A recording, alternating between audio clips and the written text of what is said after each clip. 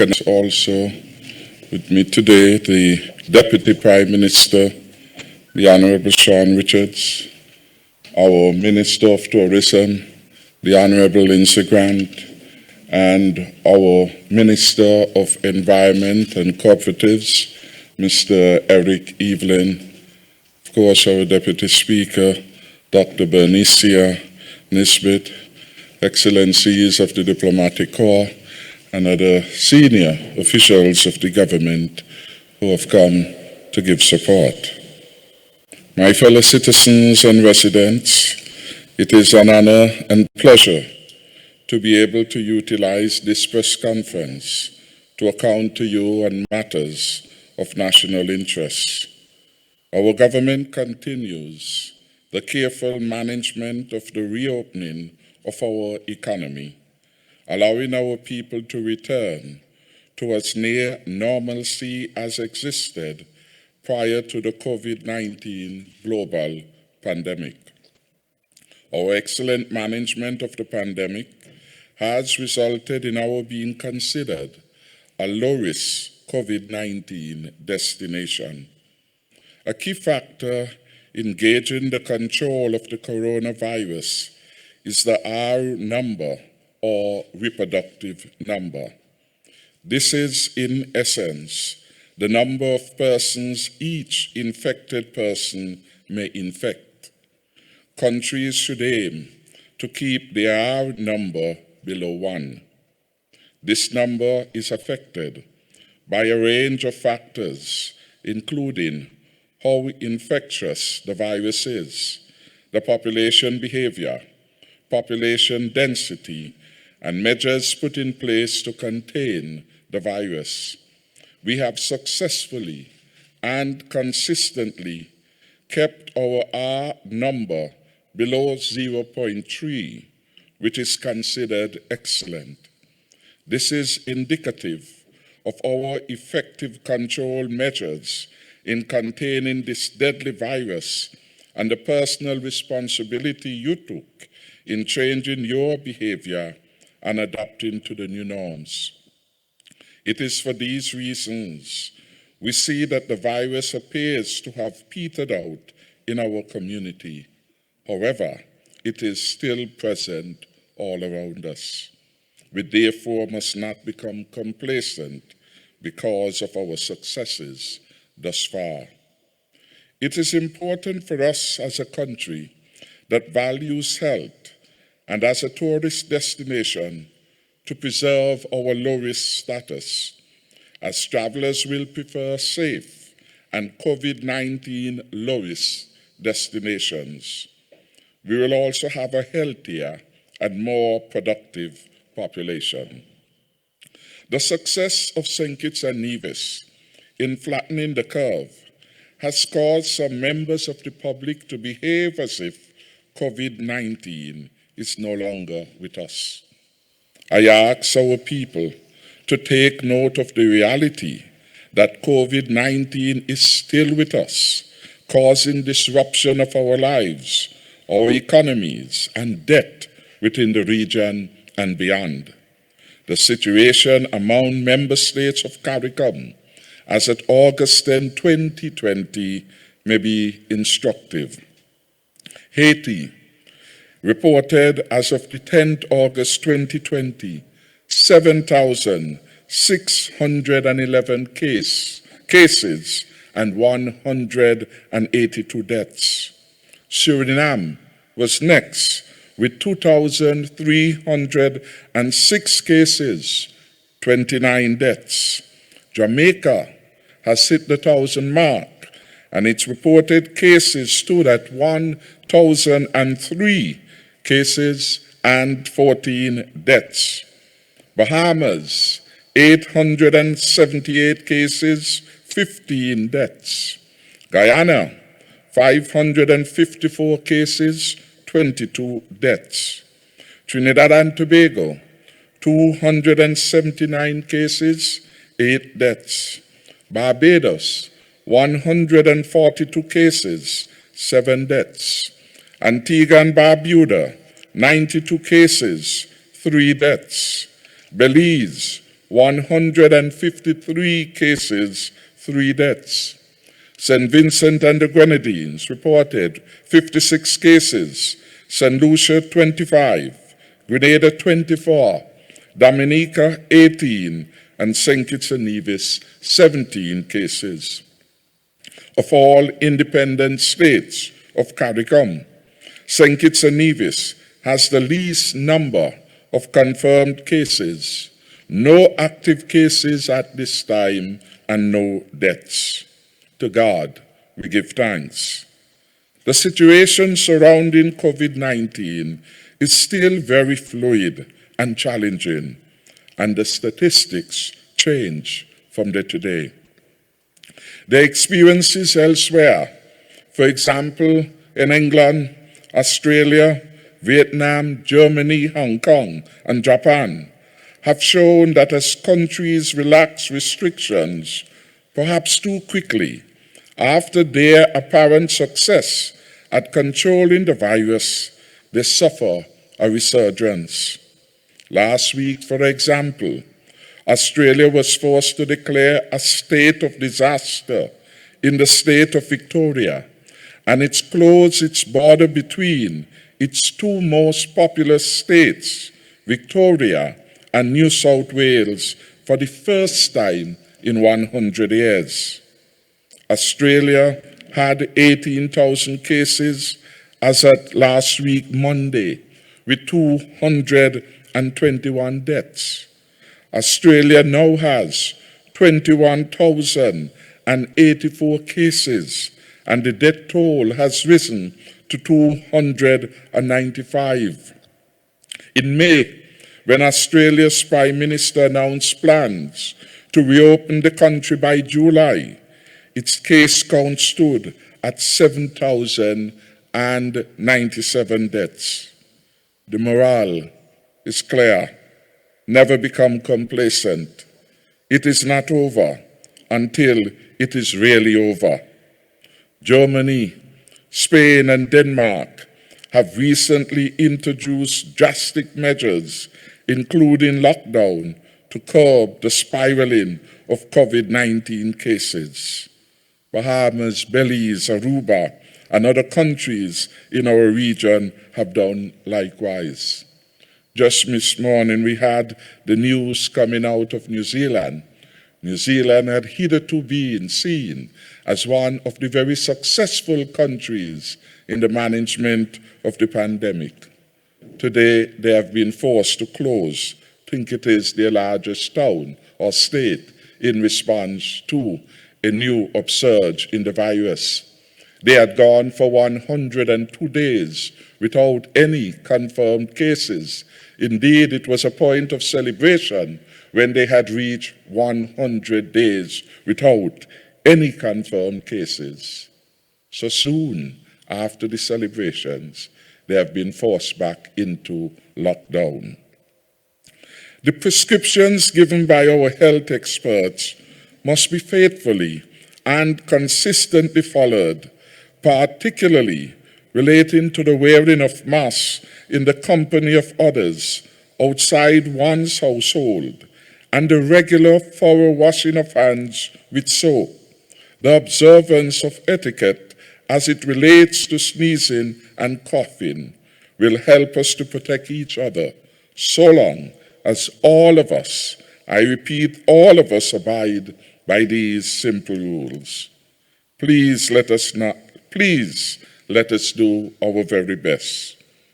Government offices and businesses, including operators of buses, bars, and restaurants, must not allow anyone entry who is not wearing a mask appropriately.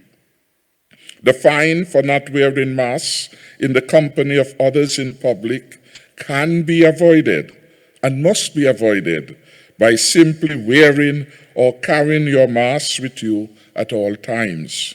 Of course, there are persons with special conditions for which the wearing of masks would not be advisable, but these are few and far between. The wearing of masks, of course, can be a life-saving measure in the absence of a vaccine. Our country's risk preference from the onset was very low. That is why we were among the first to close our borders and the last to open up. We were right to pursue a strategy of risk aversion.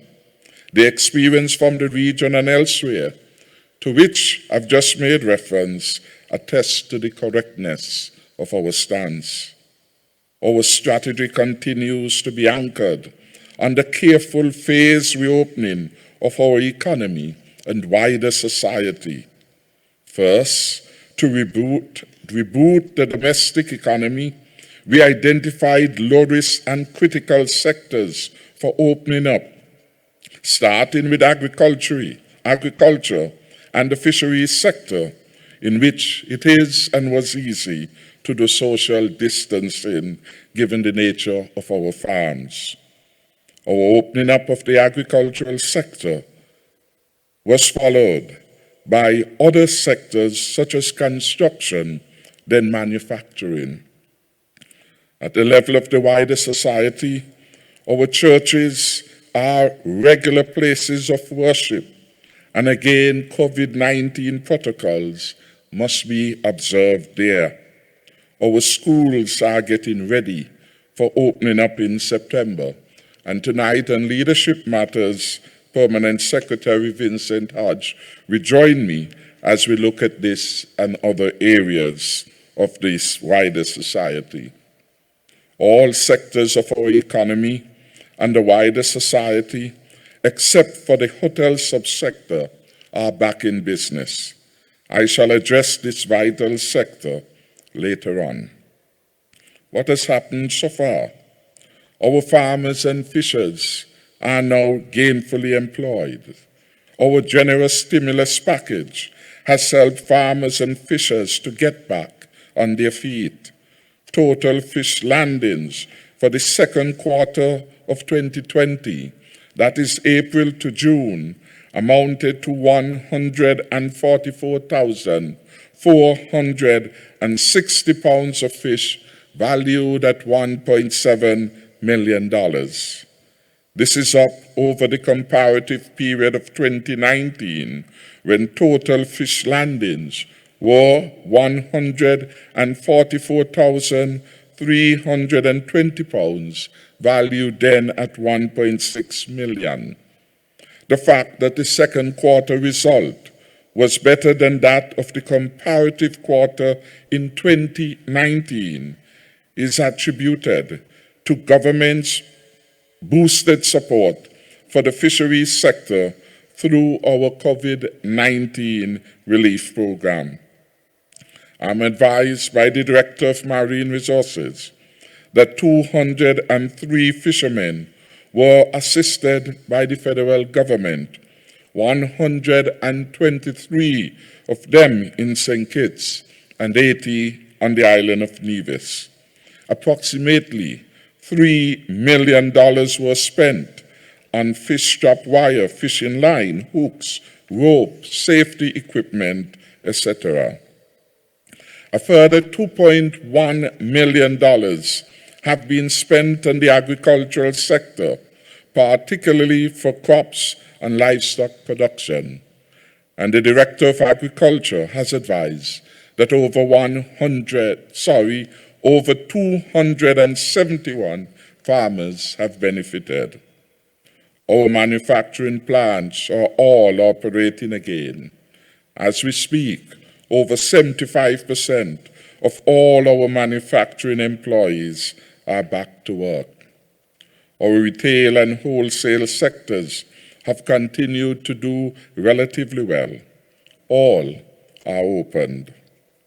Our construction sector continues with the build-out of several public sector projects, such as the Island Main Road Resurfacing Project, the Old Road Bay Rehabilitation Project, Fisheries Project at Old Road, the Lodge Otley's Multipurpose Center. Residential construction continues, and the start of TDC Dua's Middle Income Project next month will add new impetus to the construction industry. Our first-time home owner program has picked up again after a steep drop in April. This year's applications have now exceeded last year's figures for the year to date. We expect our residential construction subsector to remain buoyant. The government 30 million mortgage financing program certainly is an important intervention.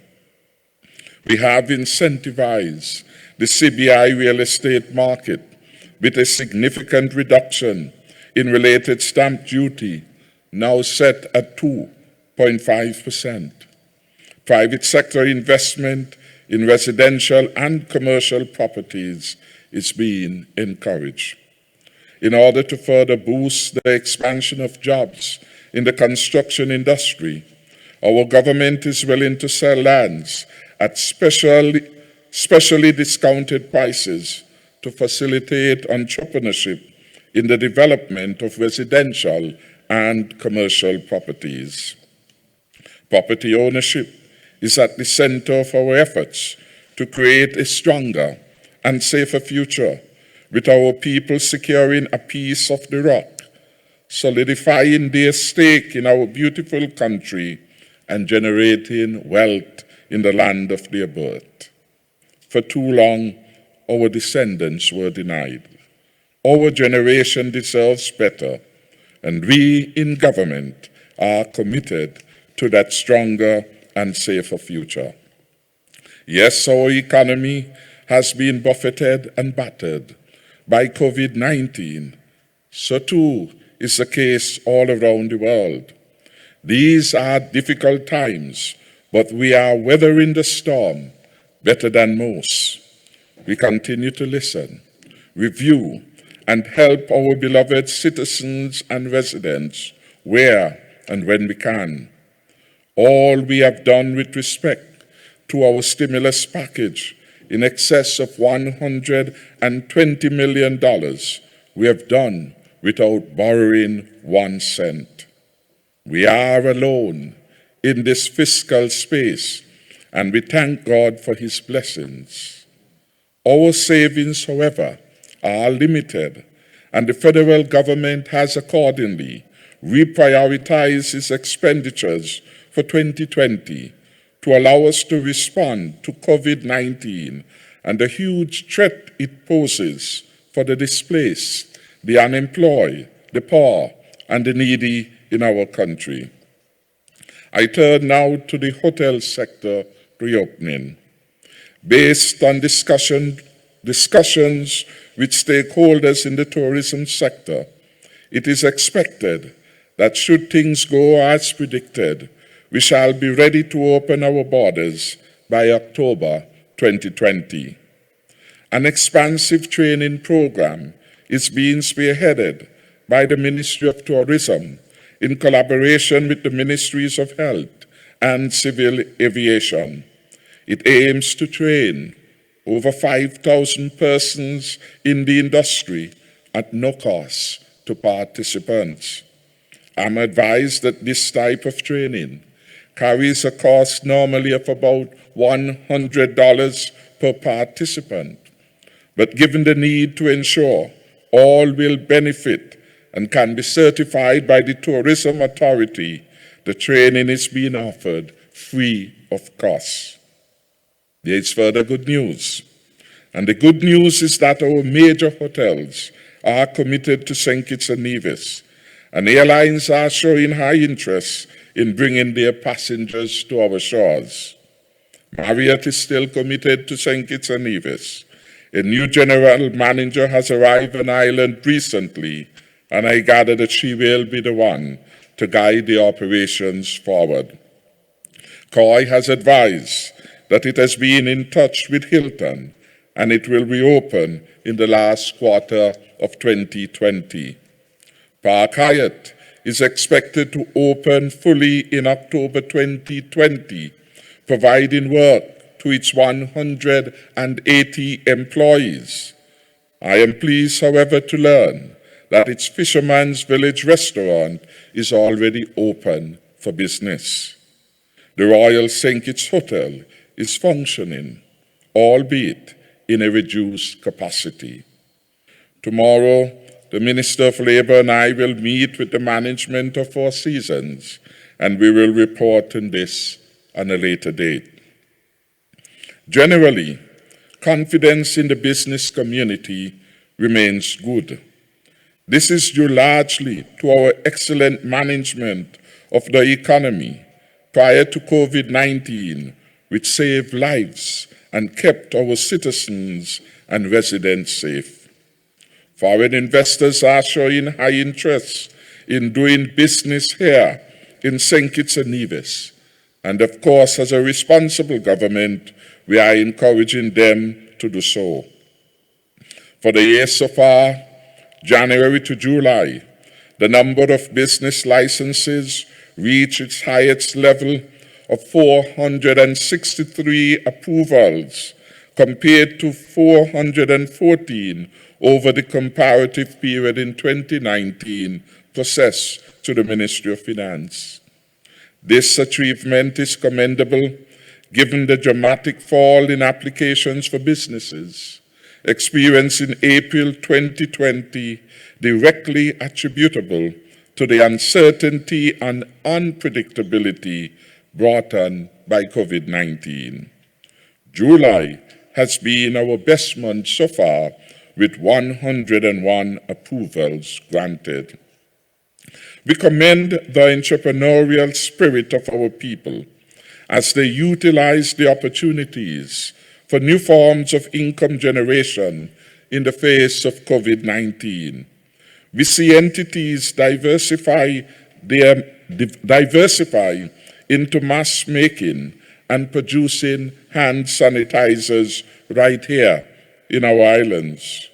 We saw innovation in entertainment at the lawns of Frigate Bay, with drive-in movie now available on weekends. We commend the creativity and ingenuity of our people. We encourage those displaced as a result of COVID-19 to think through how they can apply their skills and talents to the new opportunities for self-employment and alternative employment. New providers of PCR testing are likely to emerge. This is important. As we open our borders, there will be increasing demand for COVID-19 tests. The delivery of quality lab services will help the efficiency and effectiveness of our response for tests as more visitors enter our beautiful country. In order for our country and people to benefit from the talents, experience, and skills of some of our most effective former ministers, my government has engaged the services of Messrs. Vance Amory and Ian Liebert. We have also engaged Kevin Williams. Mr. Williams is an experienced engineer and former captain in the St. Kitts and Nevis Defence Force, with training in wide areas of interest to national security, project conception, and management. They will all be designated ambassadors and will provide support to the government as a whole and to the office of the Prime Minister and Deputy Prime Minister on a range of matters relating to regional and international affairs, the CBI, special projects, public sector reform, rural and sustainable development, public infrastructure, utilities, alternative energy, and public policy issues. I must also advise the public of certain changes in the assignments of permanent secretaries since the swearing-in of the new administration. The permanent secretary in the Ministry of Agriculture, Marine Resources et al. Is Mr. Ron Collins. The permanent secretary acting in the Ministry of Public Infrastructure et al. Is Mr. Darrell Lloyd. The permanent secretary in the Ministry of International Trade, Industry, Commerce and Labor is Ms. Jasmine Weeks. The permanent secretary in the Ministry of Environment and Cooperatives is Ms. Sharon Rattan, and the Permanent Secretary acting in the Ministry of Human Settlement et al. Is Mrs. Brenda Boncamper. I turn now to the Parliament. The second sitting of this new session of Parliament will take place on the 13th August 2020 at our Parliament chambers at Government Headquarters. So we have moved from the luxury of the Marriott Hotel. Some adjustments to the spatial layout have been directed by the Honourable Speaker. This will result in a smaller gallery being available as we observe social distancing. Visitors to Parliament must wear their masks. The Honourable Speaker has been asked to coordinate efforts for the building of a home for Parliament outside of Government Headquarters. Several important pieces of legislation have been agreed by the Cabinet for presentation to the Parliament. Two of the bills will address our international obligations under the Caribbean Financial Action Task Force, CFATF. Specifically, these two bills will aim to prevent and suppress the financing of the proliferation of weapons of mass destruction and to make minor amendments to a number of laws, including amendments to several acts, such as the Customs Act, Police Act, Mutual Legal Assistance in Criminal Matters, etc. The bill to limit the tenure of the office of the Prime Minister will be presented for a first reading, and the National Assembly Elections Amendment Bill will provide for the length of stay that would qualify various persons to be able to vote in our federation. I wish to record again my condolences to the family, friends, and well-wishers of Mr. Richard Keynes, a former Minister of Finance. Mr. Keynes will be accorded an official funeral, and in that regard, his family is working with our Cabinet Secretary with regard to fulfilling that particular mandate. Police Officer Wayne McCoo served his country for close to 25 years. He died in Trinidad, and his body was recently flown back home. I would want to join the Police High Command in extending condolences to his wife and the rest of the family, and certainly the Ministry of National Security hold them up in their loss and bereavement at this particular moment in time. Finally, a note of congratulations I must extend to my colleague, Prime Minister Dr. Keith Rowley, on the PNM's victory in the general elections of August 10th in Trinidad and Tobago. I look forward to Trinidad and Tobago's continuing progress under his leadership and the harmonious cooperation at our bilateral level, and certainly beyond the bilateral within the context of CARICOM and further afield. I want at this point now to pause for any questions from the media.